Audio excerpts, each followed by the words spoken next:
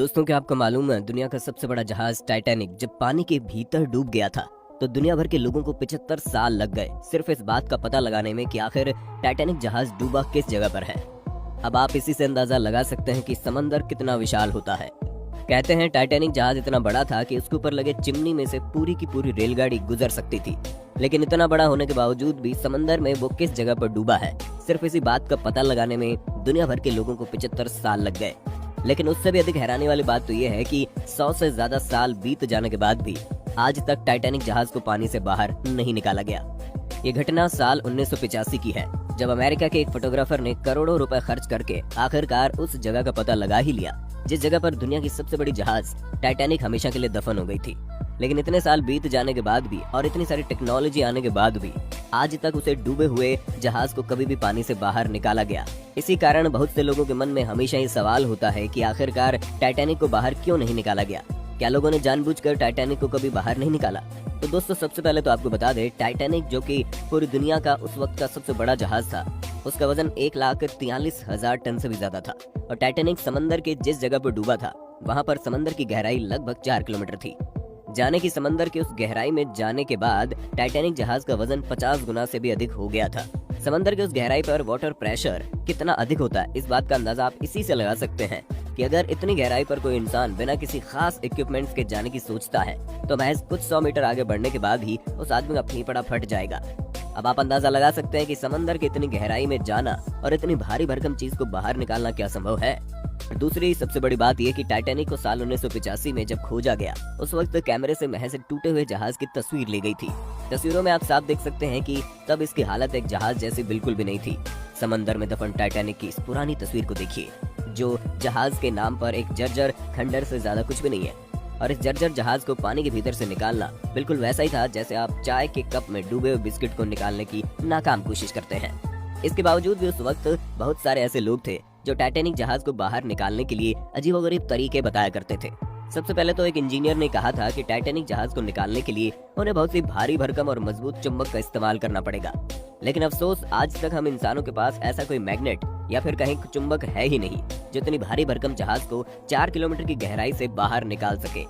एक और अजीबोगरीब सुझाव तो तब देखने को मिला जब एक इंजीनियर ने कहा कि पिंग पोंग बॉल की मदद से टाइटैनिक को बाहर निकाला जाए। हाँ, बिल्कुल सही सुना आपने, हम उस light weight ping pong ball की ही बात कर रहे हैं। उस वक्त कहा गया था कि अगर टाइटैनिक को पिंग पोंग बॉल से भर दिया जाए तो उस भारी भरकम जहाज को ऊपर लाने में आसानी मिलेगी।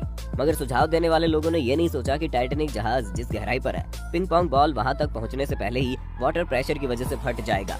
वहीं एक इंजीनियर का कहना था कि टाइटैनिक जहाज को बाहर निकालने के लिए हमें बड़े बड़े बलून का इस्तेमाल करना पड़ेगा। जी हाँ, हम उसी बलून की बात कर रहे हैं जिसे आप हॉट एयर बलून के नाम से जानते हैं। उनका कहना था कि अगर हीलियम से भरे बलून को टाइटैनिक के साथ बांध दिया जाए तो वो जहाज को अपने आप ऊपर ले आएगा, यानी कि वो बलून को हॉट एयर बलून की तरह इस्तेमाल करना चाहते थे। अब आप अंदाजा लगा सकते हैं कि महज 4 से 5 लोगों को उठाने के लिए इतने बड़े हॉट एयर बलून का इस्तेमाल करना पड़ता है। ऐसे में लाखों टन वजन को उठाने के लिए कितना बड़ा हॉट एयर बलून की जरूरत पड़ती। यही वजह है कि इस आइडिया को भी बुरी तरह से नकार दिया गया। कुछ सालों बाद इंग्लैंड का एक और इंजीनियर सामने आया और उसका कहना था कि बर्फ की डेंसिटी पानी से कम होती है। यही वजह है कि बर्फ हमेशा पानी के ऊपर तैरता रहता है। उसका कहना था कि अगर टाइटैनिक जहाज को पूरा का पूरा एक आइसबर्ग बना दिया जाए तो अपने आप पानी के सरफेस पर आ जाएगा। वो इंजीनियर चाहता था कि टाइटैनिक जहाज के चारों तरफ मौजूद पानी को जमा दिया जाए और ऐसा करने पर वो लिक्विड नाइट्रोजन का इस्तेमाल करना चाहता था। और आपको जानकर हैरानी होगी, इतने बड़े एरिया को बर्फ बनाने के लिए उस इंजीनियर को कम से कम 5 लाख टन लिक्विड नाइट्रोजन की जरूरत पड़ती। और उससे भी अधिक हैरानी की बात ये थी कि समंदर के उस गहराई तक लिक्विड नाइट्रोजन को ले जाना ही असंभव था। यही वजह है कि ये आइडिया भी बेकार हो गया। इसके बाद एक और इंजीनियर सामने आया। उसका कहना था कि सबसे पहले रोबोटिक मशीन को समंदर के भीतर भेजकर टाइटैनिक जहाज को अच्छी तरह से साफ करना पड़ेगा। ऐसा करने से टाइटैनिक जहाज का वजन बहुत कम हो जाएगा। इसके बाद टाइटैनिक जहाज को एक हाई क्वालिटी के वायर से बांधना होगा और उसके बाद दुनिया के सबसे मजबूत सबमरीन का इस्तेमाल करते हुए टाइटैनिक जहाज को बाहर खींचना होगा। और हैरानी की बात तो यह है कि टाइटैनिक जहाज को साफ करने से लेकर उसे हाई क्वालिटी वायर से बांधने तक का सारा काम रोबोटिक मशीन के जरिए ही करना था। और ऐसा करने के लिए उस इंजीनियर को कम से कम 20 मिलियन किलोवाट बिजली की जरूरत थी। लेकिन समंदर में किनारे से लगभग 650 किलोमीटर दूर तक इतनी भारी मात्रा में बिजली को पहुंचाना संभव ही नहीं था।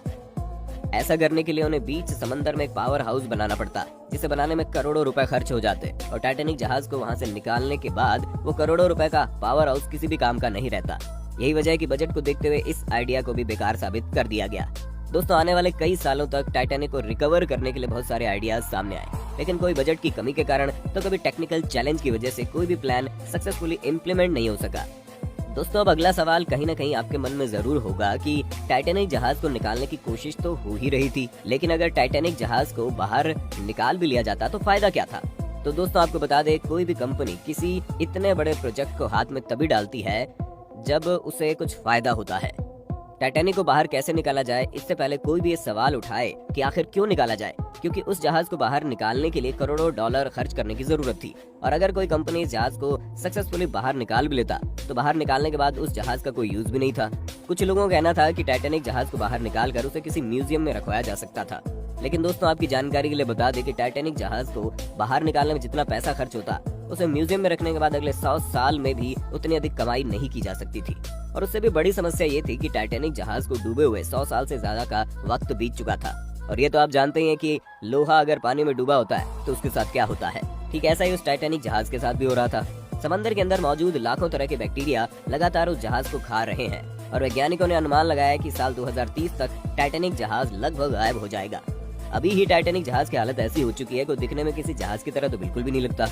जाने से पहले आपको बता दें कि आज के वक्त में टाइटैनिक से बड़े जहाज दुनिया में मौजूद है, लेकिन आज से 120 साल पहले बिना किसी खास के इतने बड़े जहाज को बनाना बड़ा मुश्किल था।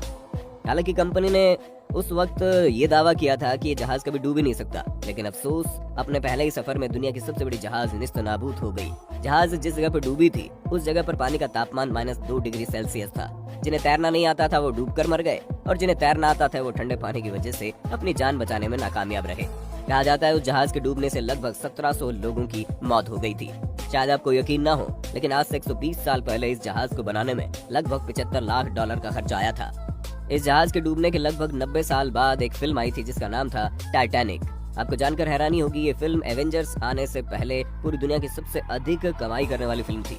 आज के वक्त में ये फिल्म पूरी दुनिया में सबसे अधिक कमाई करने वाली फिल्म में तीसरी जगह पर मौजूद है। इस फिल्म की कहानी इतनी बेहतरीन है कि इस फिल्म को ऑस्कर अवार्ड से भी नवाजा गया। अगर आप टाइटैनिक जहाज और उसमें ट्रैवल करने वाले यात्रियों के बारे में और करीब से जानना चाहते हैं तो एक बार इस फिल्म को जरूर देखना। दोस्तों उम्मीद है ये जानकारी आपको अच्छी लगी होगी। वीडियो अच्छी लगी हो तो लाइक कीजिए, हमारे चैनल को सब्सक्राइब करके बेल आइकन को ऑन करना बिल्कुल मत भूलना, क्योंकि the earth adventure in Hindi की टीम आपके लिए हर रोज ऐसी ही इन्फॉर्मेटिव वीडियोस लाती रहती है।